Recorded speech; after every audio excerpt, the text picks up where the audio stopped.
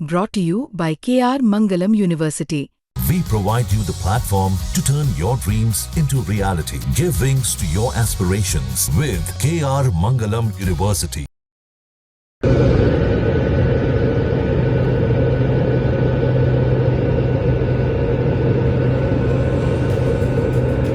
अरब सागर में भयावह नजारा दिखा।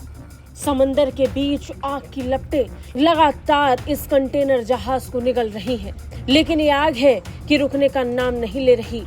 समंदर के बीचों बीच ये आग इतनी जोरदार फैल रही है कि पूरे अरब सागर में बवाल मच चुका है। केरल तट से करीब 70 से 130 नॉटिकल मील दूर सिंगापुर का कंटेनर जहाज MV1 हाई 503 अचानक आग की लपटों में घिर गया। कोलंबो से मुंबई जा रही इस जहाज में जबरदस्त विस्फोट हुआ और देखते ही देखते उसमें आग इतनी जोरदार तरीके से फैली कि इसे कोई रोक नहीं पाया। आग लगने के तुरंत बाद इंडियन कोस्ट गार्ड और एयरफोर्स ने तुरंत एक्शन लेते हुए बड़ा हादसा होने से भी बचा लिया।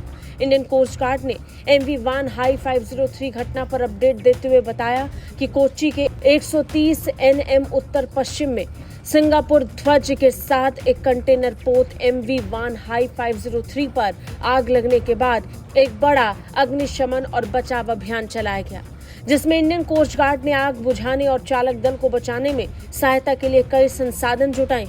पोत से अभी भी घना धुआं निकलने की बात कही गई है, जिससे दूसरे विस्फोटों की आशंका और बढ़ गई है। बता दें, बचाव अभियान के दौरान 18 चालक दल के सदस्यों को बचा लिया गया है। 4 अभी भी लापता बताए जा रहे हैं, जिनके लिए खोज अभियान अभी भी जारी है। साथ ही पर्यावरण संरक्षण उपाय भी शुरू कर दिए गए हैं। इंडियन कोस्ट गार्ड ने बताया कि स्थिति गंभीर बनी हुई है।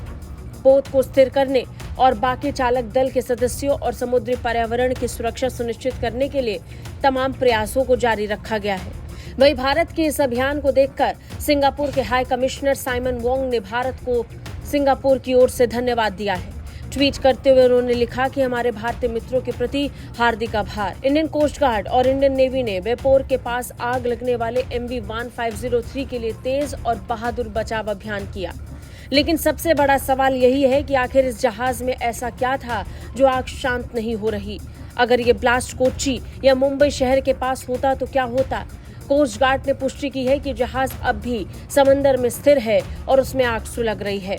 तटरक्षक बल ने विशेष fire fighting ships, pollution control पोत और एयर ड्रॉप उपकरण तैनात किए हैं। लेकिन लगातार जलती आग और छिटकते कंटेनर सिर्फ एक हादसा नहीं, बल्कि एक संभावित आपदा की ओर इशारा कर रहा है।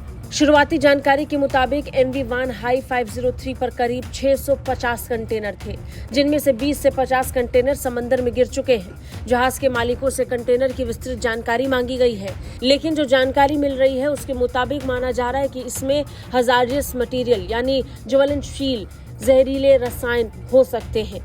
इसी तरह के 2024 में YM मोबिलिटी नामक जहाज के निगम्बो बंदरगाह हादसे में लिथियम बैटरियां, टर्ट ब्यूटाइल, पेरोक्सीबेंजोएट और बाकी विस्फोटक रसायन शामिल थे।